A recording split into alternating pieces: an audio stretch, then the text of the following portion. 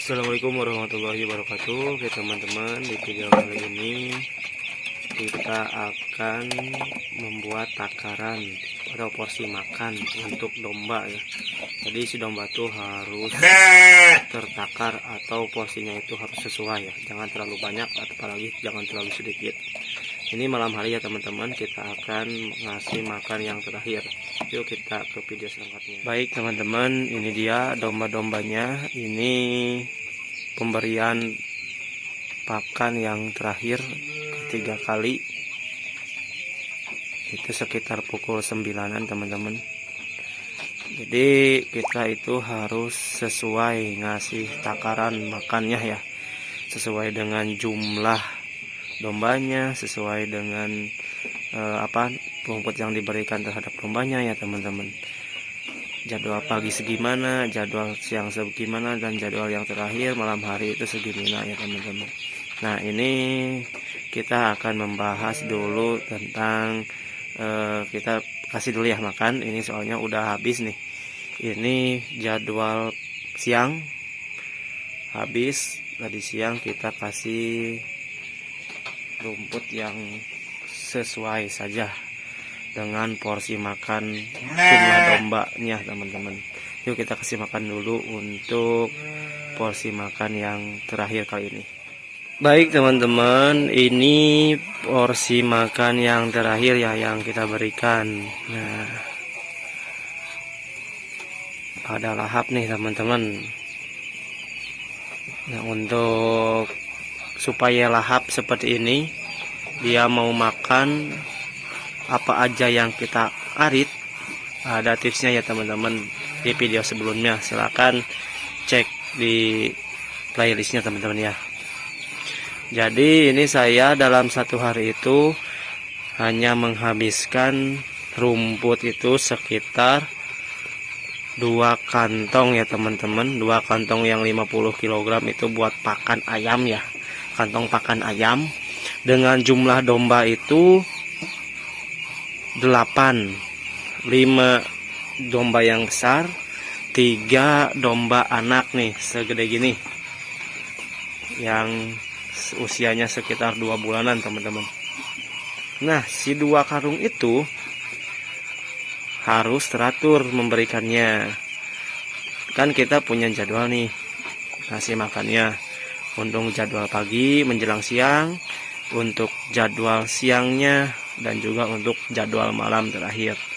Kita bahas dari pagi dulu ya teman-teman.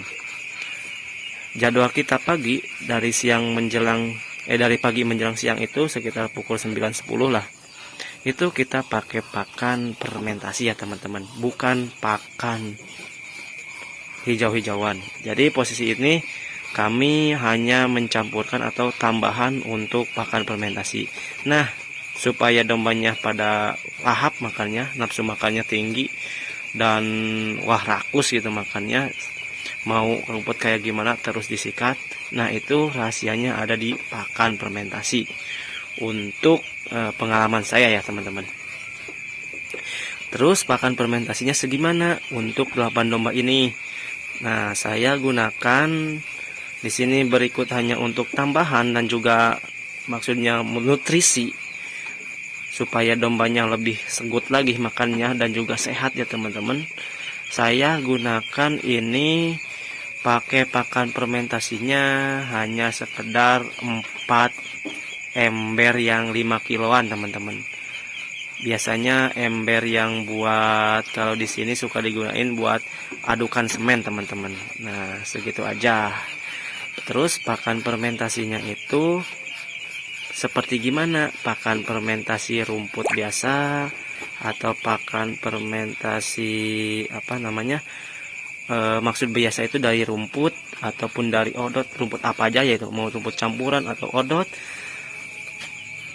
atau juga pakan fermentasi yang kita buat dari ini gedebok pisang ya teman-teman. Itu silakan opsional aja teman-teman mau gunakan gimana. Kalau saya pakai gedebok pisang itu sekitar 4 ember yang ukuran 5 kilo ya teman-teman. Terus kan saya di sini ada juga punya pakan fermentasi yang rumput campuran. Jadi kan ini posisi fermentasi rumput campurannya, si rumputnya enggak digiling ya gitu teman-teman, enggak dipotong-potong, hanya rumput-rumput langsung digabres saja ke tempat penyimpanannya. Itu biasa saya gunakan tempat penyimpanannya itu plastik buat ikan teman-teman, yang ikan nila atau ikan mas ya, yang di pasar itu.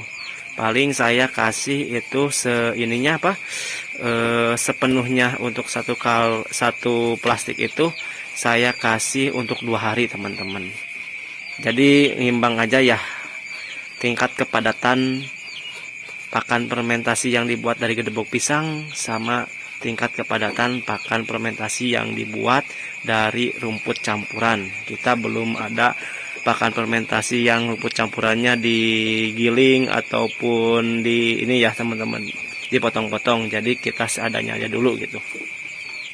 Mungkin kedepannya kita akan memprosesnya pakan fermentasi seperti itu ya teman-teman. Tapi berhubung hal lain sebagainya gitu, jadi kita masih menggunakan pakan fermentasi yang seadanya saja. Mungkin kedepannya juga kita mau full pakan fermentasi teman-teman. Kalau sudah sudah mumpuni di bidang fermentasinya gitu. Kita hanya di sini masih menggunakan pakan tambahan saja teman-teman. Nah, di situ untuk jadwal makan pertama porsinya itu hanya sekedar segitu ya. Kenapa dilebihin bisa nggak? Bisa. Dikurangin bisa nggak? Jangan. Ini minimal teman-teman ya. Kalau dikurangin pasti bakal berisik dombanya. Kalau segitu sih cukup, kita hanya mengganjal menunggu makan siangnya yang dilakukan setelah duhur teman-teman. Kalau kalau ditambahin wah bagus, mungkin makan siangnya itu nggak terlalu lahap juga gitu. Kalau makan menjelang siangnya kita tambahin porsinya ya teman-teman. Ini untuk 8 domba ya teman-teman. Kalau beberapa domba ya silahkan teman-teman bisa dialokasikan perkiraan secukupnya aja gitu, jangan sampai kenyang teman-teman. Soalnya kalau terlalu kenyang akan mengganggu jadwal makan selanjutnya gitu. Terus itu kita maju ke siang ya teman-teman. Porsi makan kedua, jadwal makan kedua itu porsi makannya. Nah, di sini ini kan ukurannya seperti ini ya teman-teman. Bisa lihat sama teman-teman ukuran tempat pakan atau pangokopan yang kita sebut di sini seperti ini. Di sini 3 domba, kadang-kadang 5 domba. Di sini 3 domba, kadang-kadang 5 domba juga ya. Jadi di sini ada walaupun disekat gitu, ada space untuk keluar nih kepalanya di sini, ikut makan di sini ya. Untuk porsi makan yang kedua itu, ini kan jenjang waktu dari jadwal makan kedua ke jadwal makan ketiga itu lumayan jauh ya. Kita pakainya yang 2 karung nih. Yang 2 karung yang tadi kita sebutkan di awal. Ini 1 karung. Biasanya kita pakai 1 karung nih. 1 karung itu untuk dimakan siang di jadwal kedua itu maksimal teman-teman. Maksimal ya. Jadi pas waktu makan selanjutnya tidak terlalu segut ataupun tidak terlalu lapar gitu ya. Jadi itu kasih porsi pakan yang maksimal kalau 1 karung ya teman-teman. Mungkin kita bisa mengolah tingkat kita ukur jangka waktu lama. Misalkan kita dari duhur gitulah, ambil jadwal makan kedua itu makan siangnya duhur ke jam 9 berapa jam, dan nah misalkan lebih sedikit lah perbandingan antara dari siang ke malam daripada ke jadwal ketiga yang dari malam sampai ke pagi ya teman-teman. Itu silakan atur-atur saja, tapi yang saya gunakan di sini biasa saya untuk opsi yang pertama saya 1 karung ya untuk yang jadwal makan kedua. Jadi 1 karung jadwal makan kedua dan jadwal ketiga juga sekarang malam ini gitu. Pada malam hari 1 karung. Nah, untuk yang posisinya mau seperti itu silakan. Jadi di situ normal ya. Akan tetapi sih kalau menurut saya ya, kalau dikasih sekarung menurut pengalaman saya tuh dikasih sekarung di di jadwal kedua, pas jadwal ketiga, iya jadwal kedua aman, sangat aman sekali gitu, nggak terlalu berisik untuk domba menunggu jadwal yang ketiga. Tapi pada jadwal ketiga menuju jadwal ke-1 yang hari berikutnya itu lumayan berisik teman-teman. Jadi saya di sini seiring sesuai dengan pengalaman saya mengakal itu.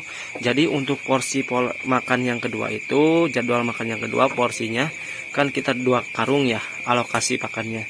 Itu sekitar 3/4 karung untuk di jadwal makan kedua si porsinya itu, dan untuk makan yang ketiga itu kita kasih porsi makan 1 karung 1/4 teman-teman.